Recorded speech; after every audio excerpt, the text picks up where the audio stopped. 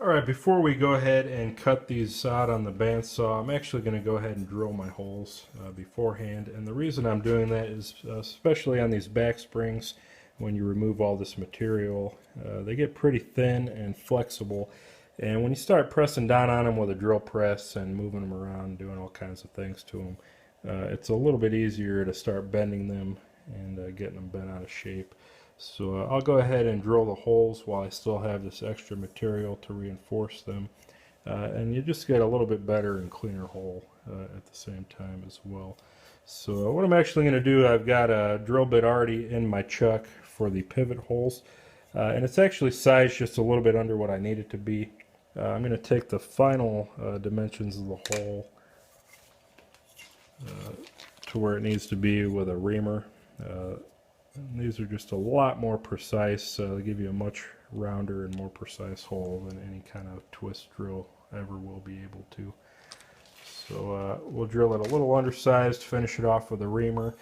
And then for the back spring holes, it's really not as critical. We can just use a standard 3/32 drill bit as long as our pin stock will go through after we heat treat.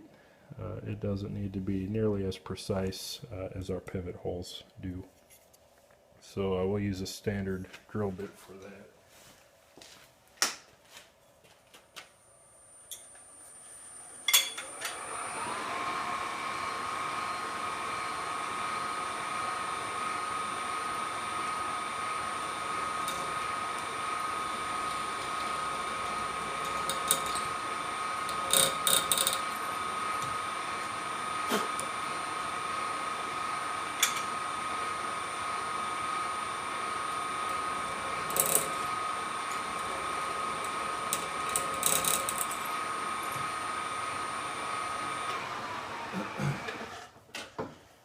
And it should probably go without saying, but it's extremely critical that your drill press or your mill is square to the table or trammed properly.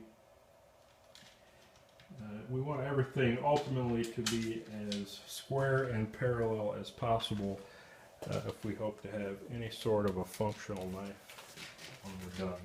So flat, square, parallel, probably the three main things you want to keep in mind.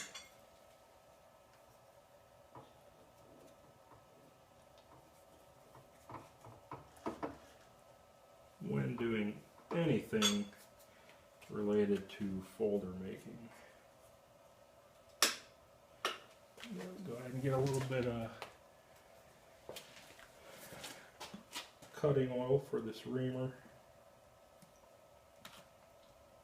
as these are very expensive. We want them to last.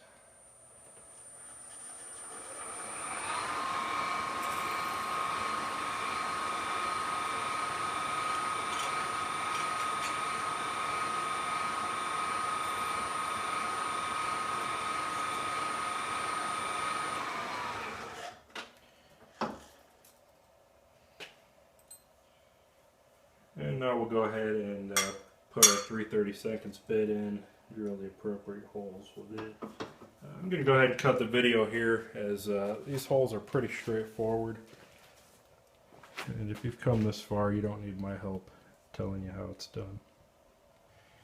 Alright guys, I apologize if any of you were following exactly along up to this point, but I left out a step when it came to transferring the template onto our material, and it's not completely necessary, if I'm being honest with you, but for me and in my opinion it makes things a heck of a lot easier and a lot nicer down the road. And one thing I didn't take into consideration is the spring tension. Since we're going directly off of a template from the AutoCAD, I'll go ahead and grab that paper real quickly.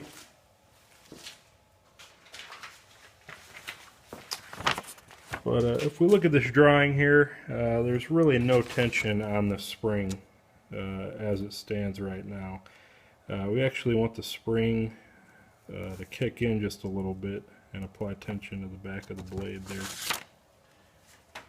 So most makers, when they do this, they actually set the tension as they're assembling everything. And that's certainly one way to do it. But when I'm starting off with a back spring this small, I actually like to set it before I cut the back spring out.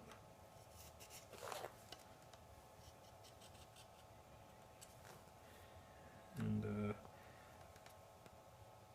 that's going to become a little more obvious here in a minute. So what we're actually going to do, instead of marking this hole, we're actually going to set that hole back just a little bit. So I'm going to go ahead and trace this out and drill this hole, and I'm going to wait for this one. So stay tuned for that. Alright, hopefully this will make a little bit more sense now. And again, it's not completely necessary to do it this way. I may be getting ahead of myself according to most makers. But I think this just keeps things lined up a little bit better in the long run. So I went ahead and traced the back spring and drilled the center pivot hole. And I got a little tapered pin here, since my holes aren't the same size. This will just help line things up and help drive the point home a little bit. But what I'm actually going to do, I'm going to go ahead and set my tension now, so that when I actually cut the spring out and follow my lines, it's going to already have kind of a preset tension on it, and then be straightened out when the knife's put together. So the way that I do that, I'm actually going to pivot this back, and it's a little bit counterintuitive. You think this is actually opening up, but it's actually going to set the tension. I'm going to rotate this till the front corner is almost in line with the back corner. That'll give me an offset of about maybe a full width of my hole on the back end there.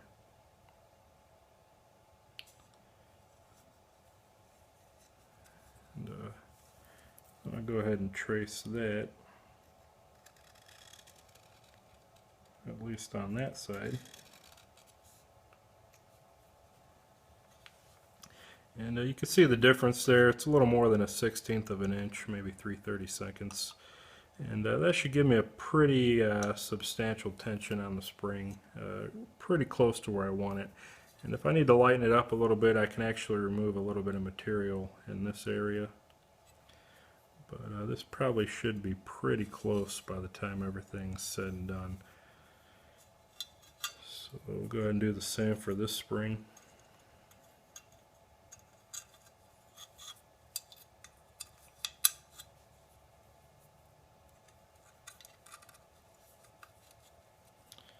Again, line everything up and just pivot it along that center hole till the back corners lined up with the front corner.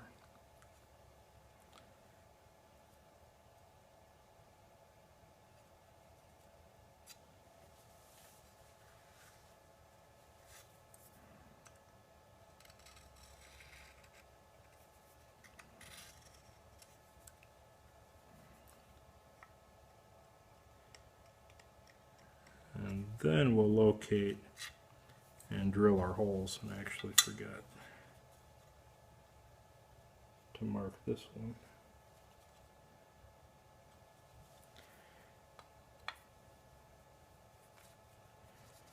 And this will be a little more obvious when we put it together, but basically when we go to line our holes back up with where they're going to be on the handle scale, that's going to end up kicking this forward, and that's what's going to give us our tension.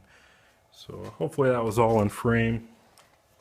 It's kind of just doing things a little bit ahead of time, just in the interest of lining everything back up.